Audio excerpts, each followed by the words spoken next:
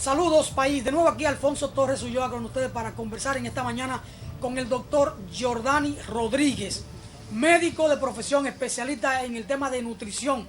Una nutrición sana es lo que garantiza que la persona pueda andar bien en la vida, conservar la salud física. Sin embargo, vamos a conversar con el tema que tiene que ver con la nutrición y cómo relacionar la nutrición con otros problemas fundamentales de salud, por ejemplo el cáncer o la anemia, o cómo manejar la alimentación frente a una enfermedad como la diabetes. Es decir, vamos a conversar de un tema de salud sumamente importante. Sin embargo, en la prensa de hoy sale una noticia en primera plana: pacientes con síntomas de dengue abarrotan hospitales. Dice la ministra de Salud Pública que prefiere ver los hospitales llenos de pacientes, por supuesto, porque no es de moscas y ratones, pero van 97 muertos por dengue. ¿Qué es el dengue como enfermedad? Que dice la ministra que su primera manifestación es una fiebre alta y recomienda a las madres que al ver que un niño o una niña tenga una fiebre alta, acudir al médico. Doctor Rodríguez, el tema del dengue en la República Dominicana, que uno entiende que se trata de un malestar de salud prácticamente sencillo, que no es una cosa del otro mundo, y sin embargo aquí cualquier problema, por sencillo que parezca, se convierte en una pandemia, se convierte en un gran dolor de cabeza. ¿Qué es lo que pasa en la República Dominicana con el tema del dengue? Bueno, buenos días, gracias por la invitación. Para mí es un honor poder compartir este espacio. Sobre el tema del dengue, sí es cierto que las estadísticas siguen incrementándose y es lamentable, porque si se habla de deficiencia de recursos, falta de recursos, pues no es la consecuencia, no es la causa principal. Yo diría más bien que es una falta de conocimiento de una parte de la población, una falta de información, y pienso que podría servir llevar a la población la información que realmente necesita. Sí, el Estado, se ven campañas, se ven políticas de información que se está llevando a la ciudadanía. Vemos grupos, organizaciones privadas, públicas, que están poniendo de su parte, aportando, llevando información a los barrios, haciendo campañas. Se ven las campañas de fumigación, pero a pesar de eso es lamentable ver cómo las estadísticas se incrementan. No solamente es para los pobres, esto afecta a cualquier clase social, como es el caso, por ejemplo, recientemente, de ayer prácticamente, falleció un joven talentoso, Luis Reynoso, me parece su nombre, que está empezando a moverse en los medios de comunicación, estaba empezando, lamentablemente falleció por causa del dengue. Entonces, vamos a decir que esta familia no tuvo la información. Sí, tuvo informaciones, pero no depende de ellos. Ahora, algo que es muy preocupante también es la automedicación. Vemos pacientes que entienden que presentan una fiebre y entienden que es la misma fiebre que puede presentar un resfriado y se automedican, no acuden inmediatamente a los centros de salud. Entonces pienso que por ahí anda la problemática. Es una automedicación, es la misma población que malinterpreta sus síntomas y no acude inmediatamente entonces a recibir la atención que realmente necesita. Entonces yo pienso que más va por ahí la situación. Las medidas de prevención de la población para evitar el dengue u otra patología sencilla que se convierte aquí en una tragedia. Claro que sí. Bueno, el dengue es una de las enfermedades tropicales, como tenemos también la leptospirosis, que hubo un tiempo atrás que se hizo mucha campaña por la leptospirosis, y más para estos tiempos que aumenta la temporada ciclónica, pues que hay inundaciones. Pero la leptospirosis tiene que ver con la mordedura de una rata. No, la orina de la rata que contamina los alimentos, pero también se necesitan hacer medidas preventivas para la parte de la leptospirosis. Ahora, con el dengue, que es tu pregunta, pues están las campañas, están las jornadas, tapar los tanques que acumulan agua, esos reservorios donde se puede producir el mosquito, Aedes aegyptus. Entonces, la población sabe esto, pero no es tan diligente, Echarle cloro a las aguas también. La formación está, el pueblo la tiene. El asunto es la mala interpretación y la automedicación. Yo pienso que ahí que está realmente la situación, el problema. Hablemos de nutrición. El ser vivo es lo que come. Eso es cierto. Para mí la alimentación es fundamental, sobre todo a partir de mi cultura agronómica, todo ser vivo, sea una planta, sea un pescado, el ser humano o un animal, es básicamente lo que come. La nutrición, la importancia de la nutrición y su relación con enfermedades que hoy son un gran dolor de cabeza, de que una persona con una enfermedad terminal simplemente tiene que abocarse a la muerte. Ahí sale la información, hay que hacer un trasplante de hígado a una joven y eso cuesta 45 millones de pesos. Y la madre no gana ni siquiera 1,000 pesos de salario. Entonces, vamos a ver qué pasa. Alimentación y su relación, su vínculo con enfermedades fundamentales para el ser humano. Claro que sí. A través de los tiempos, siempre se le ha dado la importancia a lo que es la alimentación. Es bien como dices, uno es lo que come, y es así. Se relacionó bastante la alimentación con las enfermedades cardiovasculares, las cardiopatías, como también las diabetes. Y es bueno que la población entienda que la alimentación es fundamental, es vital. No cualquier tipo de alimentación, por supuesto, sino tiene que ser una alimentación balanceada, equilibrada y adecuada para cada individuo. Porque a veces creemos que lo que le funciona al otro también me funciona a mí. Y no es así. Cada persona tiene sus necesidades, sus requerimientos.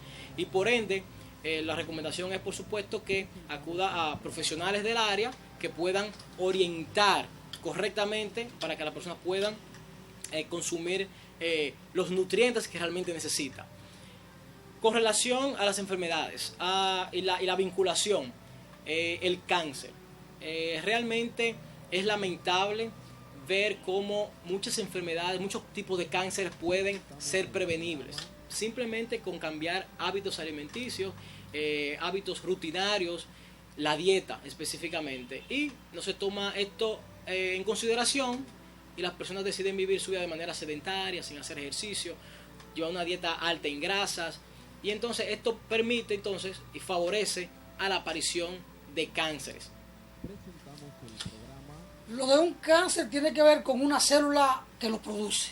Claro que sí. Esa célula, ¿en qué ambiente se desarrolla? Porque entonces ahí viene el tema de los azúcares y el tema de los carbohidratos que se convierten en azúcar, la cultura alimentaria del dominicano, arroz, habichuela y espagueti, arroz, habichuela y carne, con una gran carga de carbohidratos. O el café, que tomamos café 4 o 5 veces al día, siempre con azúcar, o que tomamos el té, o la bebida gaseosa embotellada, la Coca-Cola, la Pepsi-Cola, el refresco rojo. Entonces, la alimentación ahí juega un papel fundamental. Claro que sí. Y el tipo de células, entonces, habrá que buscar una alimentación adecuada para que las células cancerígenas, o que ayudan a mantener el tema o el problema, encuentren un ambiente diferente. Claro que sí, claro que sí. Mira, para poder encontrar soluciones, es bueno conocer los orígenes, la naturaleza del problema. Y para que los televidentes puedan entender un poquito cómo se origina un cáncer, fíjense, para iniciar de manera natural, de manera fisiológica, en nuestro organismo tenemos millones de células. Tú, Alfonso, tienes millones de células ahora mismo, que constantemente, y en este momento, aunque tú no lo sientas, ellas están creciendo, están multiplicándose, otras se están desgastando y otras están muriendo. Entonces, esto ocurre, este ciclo se da durante todo el día. Tú no lo sientes, pero está sucediendo. Ahora, ¿qué es lo característico de esto? Que lo hace de una manera controlada. De una manera controlada, organizada, y mantiene así un equilibrio. Desde que nacemos hasta alcanzar una edad adulta, pues este crecimiento, esta multiplicación de las células está de una manera acelerada. Llegamos a edad adulta y aquí se enlentece un poco este proceso. Ahora, ¿qué ocurre? Cuando una célula se va a multiplicar, se va a dividir en otra, en ese lapso de tiempo puede ocurrir una alteración, específicamente en el ADN. El ADN es una sustancia, un componente de las células, que es la que tiene que ver con todo lo que es la función de la célula. Entonces, al momento de la duplicación de esta célula ocurre una alteración. Entonces, en esta alteración se produce entonces una célula anormal. Entonces, este conjunto de células anormales se siguen multiplicando de una manera descontrolada, que es lo característico del cáncer. Un crecimiento descontrolado que puede invadir otros tejidos en el cuerpo, formando tumores, y con lo que conocemos como metástasis, que es una de las palabritas que realmente produce temor. Cuando se habla de metástasis, la gente se asusta, porque entiende que la metástasis es una etapa, se muestra en las etapas finales de los cánceres y la persona tiene Hay un desbordamiento de las células y ocupan todo el cuerpo. Específicamente en metástasis. Invaden el cuerpo. Exactamente, lo invade a través del sistema linfático, del sistema sanguíneo. Esto ocurre esta característica de los cánceres malignos. Los tumores benignos pues no tienen esta característica. Entonces es importante conocer esto porque así entendemos cómo funcionan los cánceres, a qué velocidad puede un cáncer desplazarse. Claro, tú no puedes controlar, ni los médicos pueden controlar con ciertos medicamentos la velocidad de que un cáncer pueda crecer, pero ahí donde entramos nosotros con relación a la nutrición, donde sí se ha evidenciado cómo un cierto tipo de dieta puede favorecer a el crecimiento de un cáncer, enlentecerlo. Vamos a ver una cosa. En agronomía, nosotros que estudiamos el suelo, que es el hábitat de las plantas, hablamos de un pH ácido, de un pH alcalino. Correcto. Y entonces en función del pH del suelo, uno va a disponer qué cultivo sembrar. Okay. ¿Cuál cultivo soporta o requiere un pH ácido o cuál requiere un suelo con un pH alcalino? Entonces en función de eso uno va a tener la siembra de un cultivo o de otro. En el caso de la célula, la maligna o la que pueden provocar el cáncer, ¿qué tipo de pH en el cuerpo? Porque uno asume que en el cuerpo también hay un determinado pH, o ácido o alcalino. Correcto. Y que tiene su característica. ¿En qué tipo de pH en el cuerpo humano la célula cancerígena prospera más? Sí, fíjense. ¿Y cómo actuar desde la alimentación para variar ese pH? Y entonces con la alimentación favorecer la salud y evitar o defenderse frente al cáncer. Sí, correcto. Se habla mucho de la dieta alcalina, porque tiene cierta lógica. Cuando hablamos y sabemos de que las células cancerígenas les favorece a ellos un medio ácido. Entonces se busca ¿qué es lo que se busca? Contrarrestar este medio ácido usando dieta alcalina. La famosa dieta alcalina es basada en frutas y verduras. Ahora bien, esto hay que tenerlo bien claro. El pH por sí mismo no es capaz de modificar el pH sanguíneo y mucho menos modificar la conducta de las células cancerígenas. O sea, el pH por sí mismo no es capaz de esto.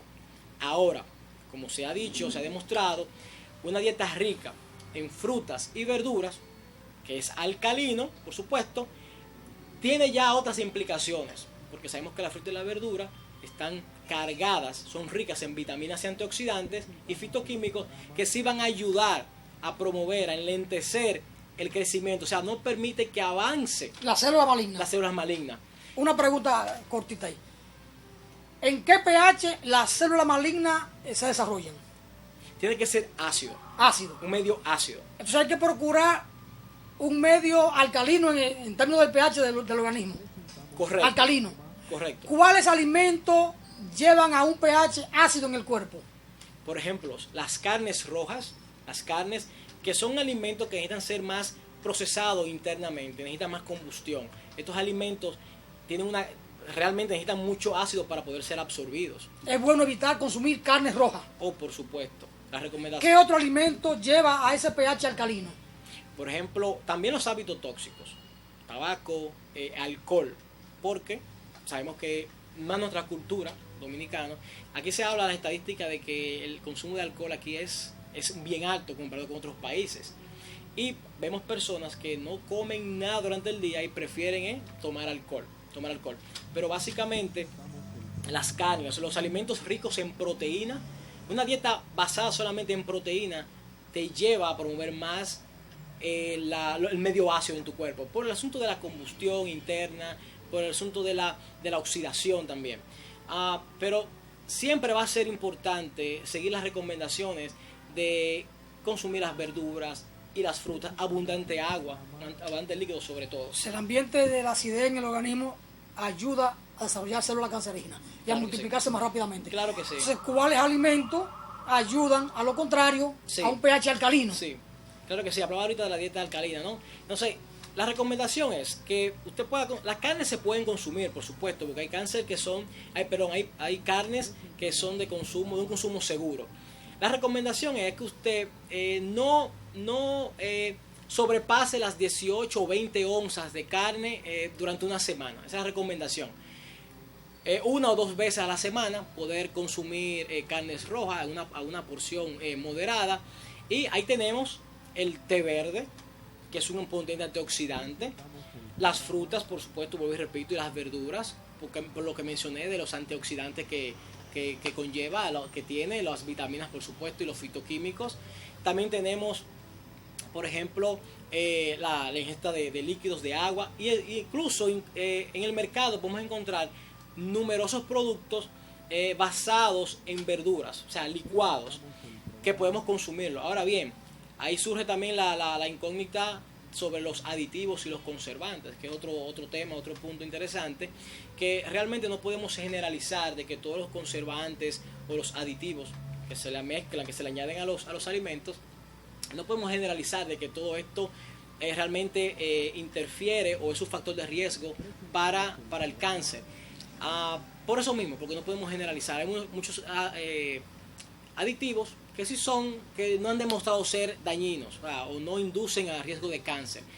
Por eso no podemos generalizar en este asunto. Lo más recomendable es enfocarse en consumir una dieta más basada en lo natural, más acercado a las frutas, a las verduras. Muy bien, si todos los conservantes o preservativos no son negativos, pero uno no puede identificar cuáles sí y cuáles no, lo mejor es evitar la comida en lata, por supuesto, o los refrescos en botella o en galones, porque para que se conserven tienen que tener unos químicos que pueden afectar la salud.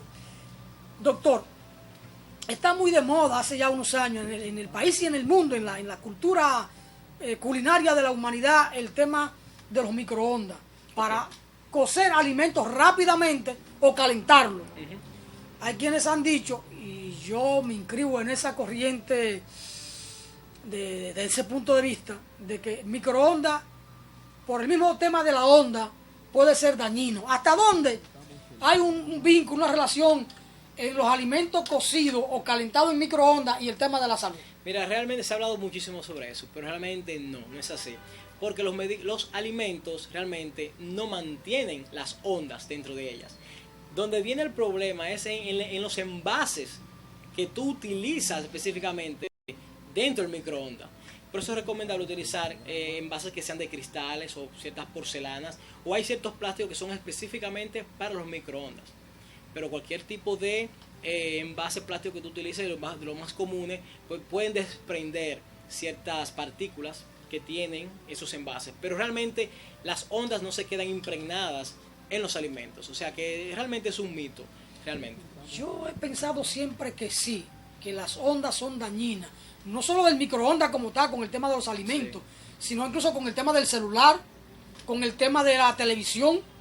Ver una pantalla durante mucho tiempo y de cerca, como hacen los niños y las niñas hoy. El tema de las computadoras. Para mí, que ahí hay un problema. Yo prefiero alejarme lo más que pueda del teléfono y de televisión, de computadora y estas cosas.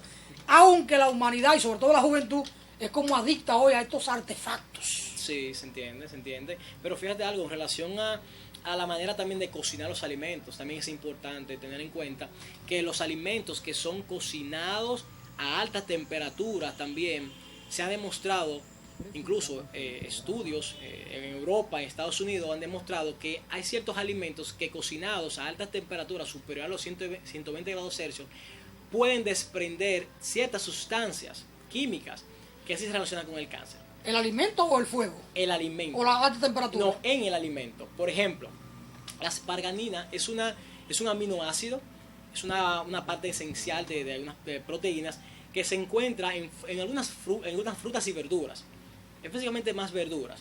Y cuando estas verduras entonces son sometidas entonces a una alta temperatura, convierte y aparece acrilamina, que es una sustancia química, fíjense, que es utilizada en centros industriales, para procesos industriales como para la creación de papel, de tintes.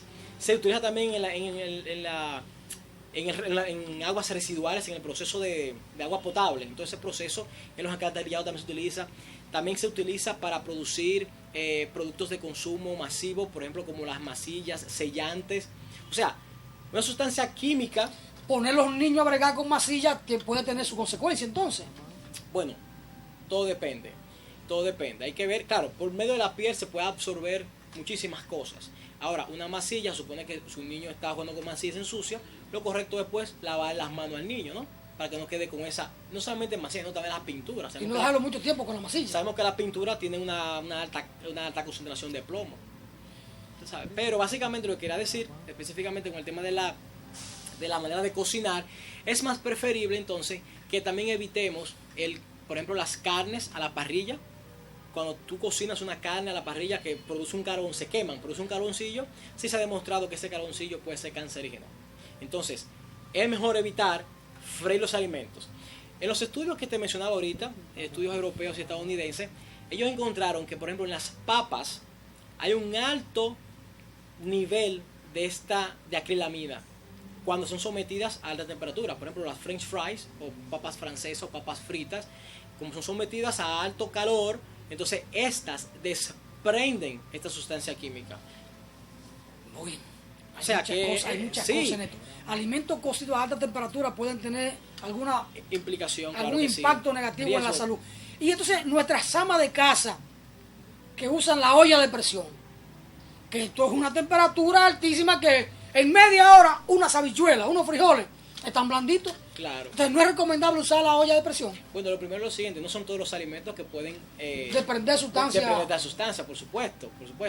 Mencioné la papa porque es uno de los que más se ha estudiado y de las que más contienen este tipo de sustancias. Entonces lo recomendable es que puedan hervir, pueden hornear también, pero por ejemplo, un tips para cocinar las papas, lo mejor es hervirlas primero. Darle color primero, como se dice, darle color primero hirviéndolas y luego la lleva al proceso de freírla, llevarla al sartén. Vamos a un tema que me toca a mí, el tema de la agricultura orgánica. Okay. Los llamados alimentos no contaminados o que se utiliza la menor cantidad de agroinsumos para su producción. Alimento orgánico y salud. Sí. Se ha hablado, desde que se conoció todo esto, los estudios sobre la alimentación orgánica, tiene sus ventajas. Tiene sus ventajas contra los alimentos convencionales. Ahora bien, aunque sí es saludable, aunque sí es bueno, sí es positivo el consumo de los alimentos orgánicos, no se ha vinculado, no se ha visto una gran diferencia con relación al riesgo de cáncer con los alimentos convencionales. O sea, aquellos alimentos convencionales que no son tratados, por supuesto, que son tratados y no son como los orgánicos en su producción, pues no hay una diferencia con relación al riesgo de cáncer. Ahora, con relación al riesgo de adquirir otras enfermedades, sí. De manera personal, te puedo explicar mi experiencia. Estuve un tiempo viviendo en los Estados Unidos, un breve tiempo, y allí mi alimentación se basó en alimentos orgánicos por un tiempo. Regreso al país y mi interés, yo quería continuar consumiendo este tipo de alimentos porque vi mucha mejoría. Era para mí mucho mejor, a nivel de trato digestivo pude sentir mucha mejoría. Mis niveles de alergias se redujeron bastante. Yo sufro de rinitis alérgica y se redujo bastante el yo tener esa posibilidad de poder consumir los alimentos por ese tiempo. Llego acá al país, quería continuar con esa alimentación, pero sabemos que la alimentación con alimentos orgánicos es un poquito costoso realmente. Y al volver de nuevo a la alimentación con los alimentos convencionales, sentí de nuevo la reacción. Entonces, si nos vamos a qué beneficios puede tener la comida orgánica, sí, nos va a traer muchos beneficios. Ahora, con relación al cáncer, no hay estadísticas contundentes que demuestren que limitan o disminuyen el riesgo de cáncer. Pero si el organismo está estable, está funcionando bien, es posible que eso ayude, definitivamente. Una última pregunta, porque el tiempo se nos fue hace rato. ¿Cómo va a ser? El tiempo se nos fue hace rato. Nosotros aquí en el país consumimos mucho azúcar. Y hay una parte de la población que consume leche de vaca. Azúcar, leche de vaca. ¿Cómo todo esto ayuda al desarrollo, al hábitat adecuado para las células cancerígenas? Perfecto, fíjense. El azúcar en sí mismo no va a promover el cáncer.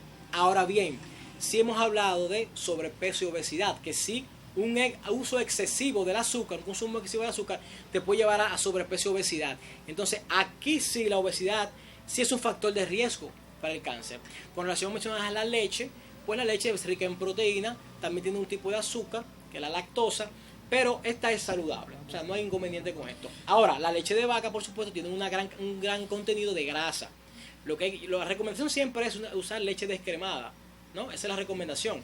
Evitar el sobrepeso, porque las grasas, pues, son factor de riesgo, inducen al cáncer. Entonces, es importante que controlemos el peso y lo que consumamos. O sea, la sugerencia mía es que ustedes puedan empezar a consumir dietas basadas más en frutas y verduras, carnes moderadas, como mencioné anteriormente, y abundante líquido. Y por supuesto, nunca se puede olvidar, y es donde las personas más se quejan, es en la actividad física. Es ejercicios cada día, aproximadamente 10 a 15 minutos cada día. Se puede ejercitarse. Es la recomendación. Mínimo, claro que sí. Bueno, gracias al doctor Jordani Rodríguez por esta interesante conversación. Ojalá que pueda volver con nosotros, claro, quizás un viernes, para seguir con estos temas tan interesantes, porque hoy enfermarse en la República Dominicana está prohibido. Como también está prohibido morirse. ¿Quién puede costear un entierro? Pero ¿quién puede costear una enfermedad? Es decir, ¿quién puede costear el tratamiento de una enfermedad para recuperar la salud? Lo mejor es no enfermarse y lo mejor es no morirse, porque entonces no habrá con qué costear los problemas de salud para recuperar la salud, ni para enterrar a un vivo que haya muerto. Porque si hay un muerto, porque había un vivo. Señores, muchas gracias por estar con nosotros. Al doctor Jordani Rodríguez, gracias por compartir estas reflexiones con nosotros. Esperamos que esta no sea la última visita suya aquí a los emblemáticos del